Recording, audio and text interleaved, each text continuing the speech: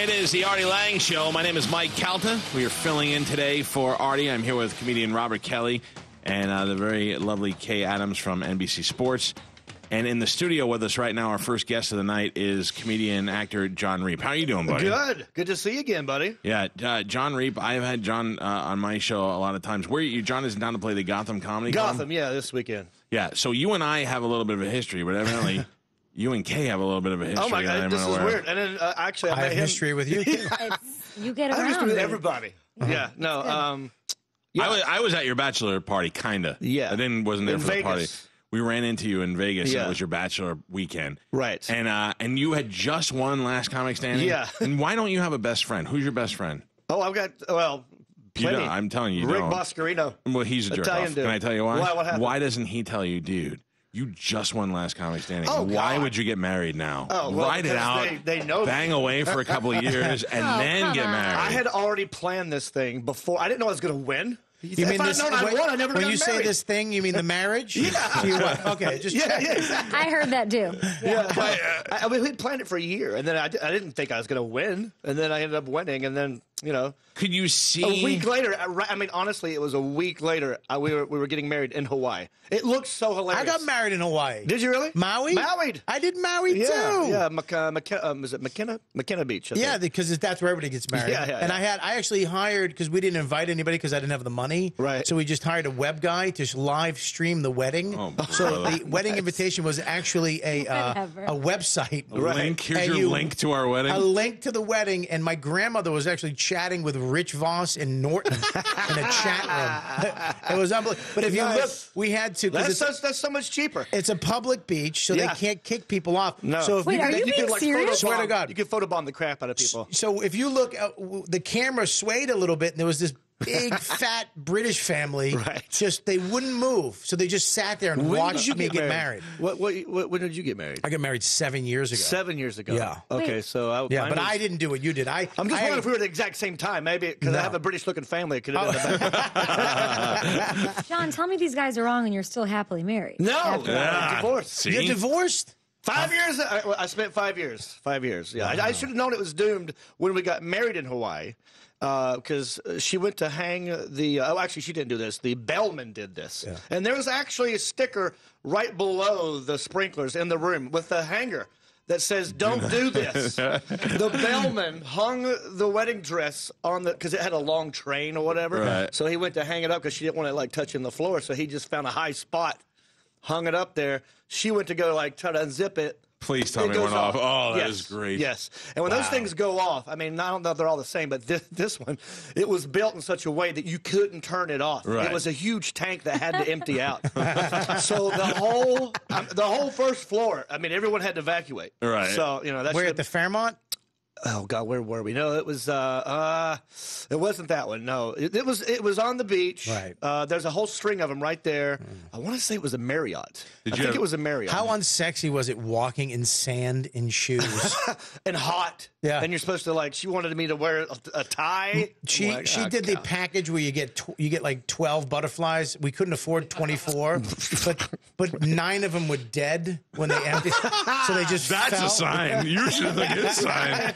They just fell on the ground. Don't you It's when you like get married? the Hawaii Brady Bunch voodoo episode. Right. I knew everything was cursed. When you get married on the beach, don't you wear like shorts and like Are a you loose supposed to? shirt? But I'm Yeah. not in charge. Dude, all I know is Jerry Begga, whatever his name is the guy. He's the guy you blame. When Who? Whoever your best friend is. Oh, Rick. Rick, yeah. When you go home and you look at your bank account and half of your stuff is gone, you call him and be like, thanks Oh, for being yeah, a yeah. friend. Thanks, Rick. I'm still paying for it. Yeah. Jon Reep is But I here. actually met her in where you're from, Columbia, Yes, Missouri. I was a waitress at a comedy club Yeah. in the middle of Missouri. Worst name comedy club. Well, the dumb. It's Deja well, Vu. it's called Deja Vu. It was been a there? strip club. And that's what it's, That's With what the everyone that's thinks. why I don't like saying I worked at Deja Vu when I was in It has college. the I like to best- say I worked at a comedy club. Yeah. The best slogan ever for Deja Vu in Vegas. It says, we have 100 pretty girls and 2 ugly ones. The best. It's a strip club chain in We're not gonna say Illinois, who's which is who. right next to Missouri, but he used to come by quite a bit, at least twice a year. Yeah, I'll be back eventually. Oh, yeah, I won't be there, but okay. You have fun. You never know. Moved on? Sorry, so sorry. Yeah. Jesus. Don't count it out. This isn't going that. And we used to hang out. We met at Dublin's. Irish pub. Bublin and Dublin's. Bublin and Dublin's with, God, everybody was back. Dane Cook was big, busted up right there. And then Alonzo Bowden and gosh, who else? You'd always have to follow. Jay Davis. Jay Davis ran it.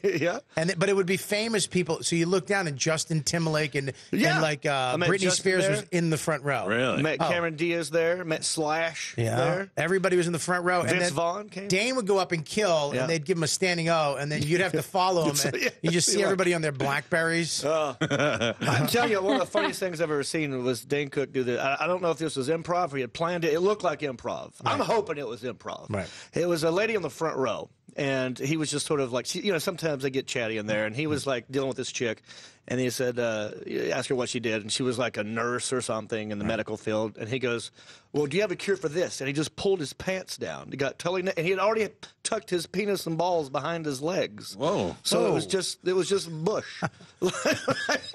He's just standing there. Good? That's totally not a joke. naked. That's how Dane Cook actually is built. No, that's not even fake. That's actually his closer. He was the closer from Boston. But I was like, wow, the speed of that was amazing. Like, I would have had where are you from? Hang on a second, But it was just instant. It was like awesome.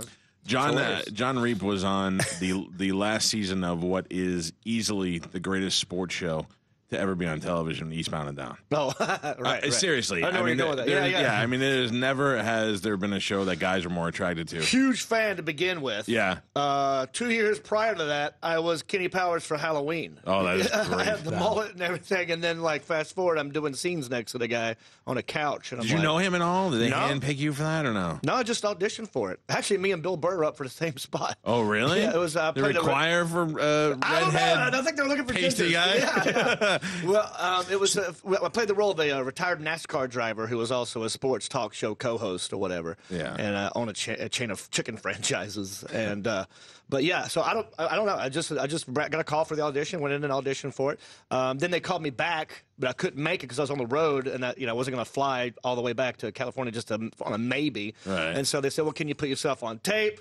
And I happened to be staying with my mom, who's the sweetest Southern Baptist, doesn't curse, and I had to read with somebody. Right. And I just did it with my laptop, and I did this audition, and my mom's sitting there talking like this, and she's doing the Kenny Powers and saying the worst things I've never heard her say. Like, what? So maybe she helped. I don't know. Yeah. What's more nerve-wracking, auditioning or being on set and acting, or being in front of a live crowd and having to tell jokes? Well, I think it depends on your comfort zone. I've been doing stand-up for over 15 years. Acting is sort of, how does it compare? It's not as consistent, So when you step into, with these guys on Eastbound and Down, this is a close-knit family. They've been working together for 3-4 seasons. And now I'm the new guy coming in. And, and this was kind of alarming. There was no meeting about, here's how we do it.